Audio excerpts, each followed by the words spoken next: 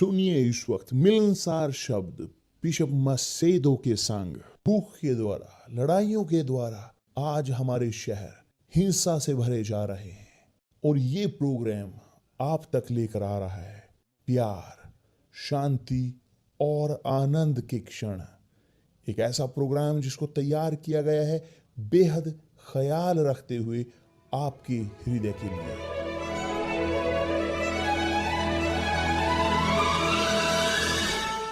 और अब आपके साथ मिलनसार शब्द बिशप मसेदो के।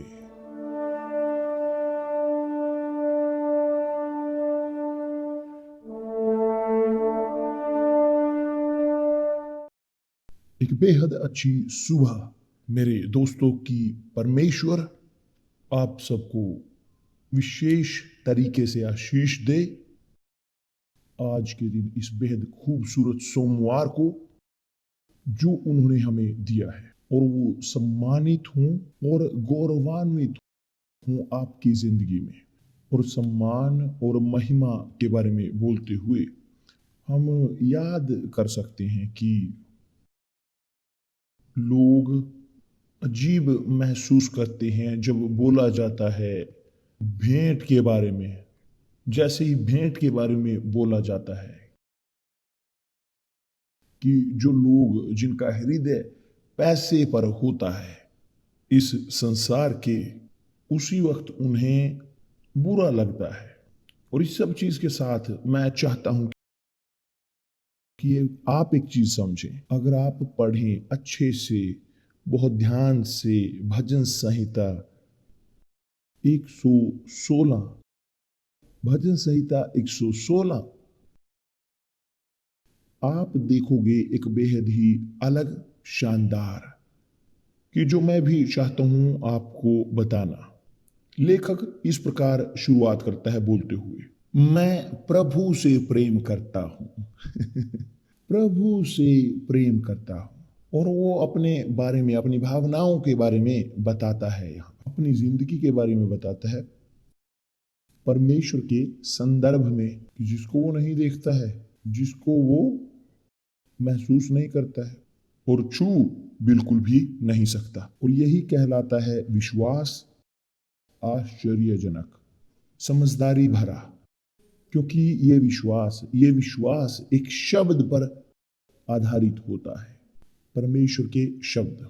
तो यहां पर लेखक बोल रहा है, वो इस क्षण पर पहुंचकर इस प्रकार वो बोलता है कि उनका बदला किस प्रकार दूं, जो उपकार प्रभु ने मुझ पर किए हैं किस प्रकार उसका बदला दूं। जब एक व्यक्ति आशीष प्राप्त करता है, जब एक व्यक्ति जानता है प्रभु यीशु मसीह को अपनी सब महिमा में, तो इस प्रकार का व्यक्ति किसी और चीज के बारे में नहीं सोचता कि जो चीज प्रभु को प्रसन्न जो ना करे। तो भजन संहिता का लेखक इस प्रकार बोलता है, क्या मैं दूं, किस प्रकार मैं दूं, मैं क्या करूं जो उपकार प्रभु ने मुझ पर किए हैं। जब हम किसी के द्वारा बेनिफिट प्राप्त करते हैं तो हम सोचते हैं कि मैं इसको किसी को क्या दे सकता हूं कि बदले में, कि जो उसने मेरे लिए किया है, कि आप उसका देना चाहते हो, आप आभार व्यक्त करना चाहते हो, आप आभार व्यक्त करना चाहते हो अभ्यासिक तौर पर, आपको प्रैक्टिकली आप उसका एहसान चुकाना चाहते हो। इस प्रकार से कि लाभ प्राप्त करने वाला, आशीष प्राप्त करने वाला, इस केस में प्रभु यीशु के केस में, वो आपकी भेंट से, आपके तोहफे से प्रसन्न होते हैं। तो भजन संहिता का लेखक बोलता है, क्या मैं दूं उन सब लाभों के लिए जो उसने मेरे लिए किए। तब खुद पवित्र आत्मा लेखक का मार्गदर्शन करते हुए इस प्रकार कहता है, मैं उद्धार का पात्र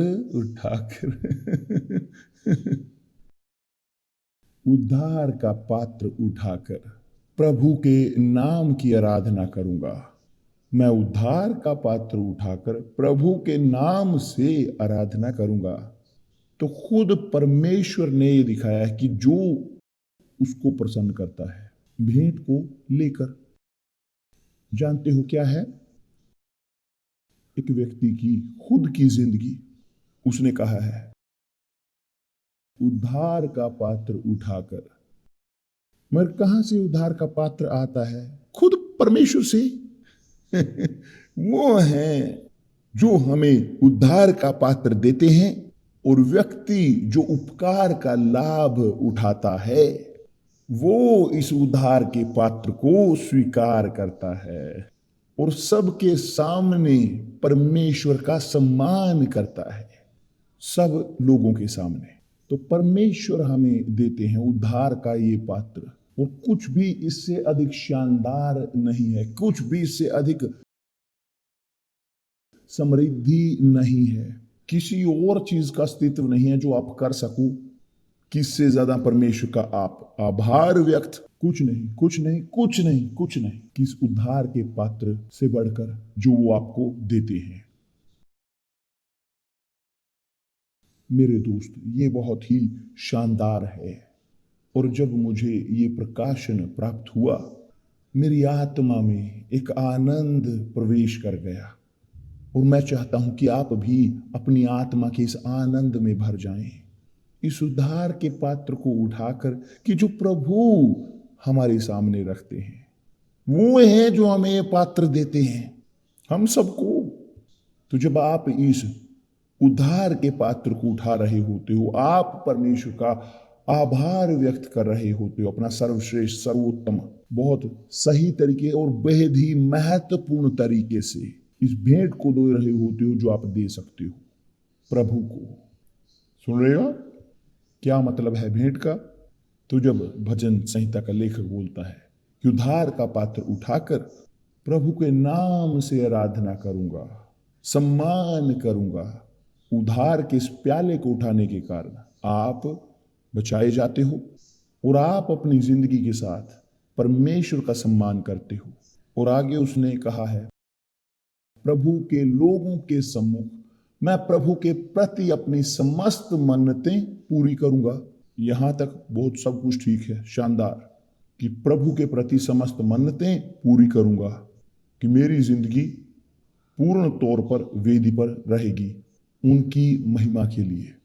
मगर तब वचन 15 आता है जो इस प्रकार कहता है, प्रभु के संतों की मृत्यु प्रभु की दृष्टि में मूल्यवान है।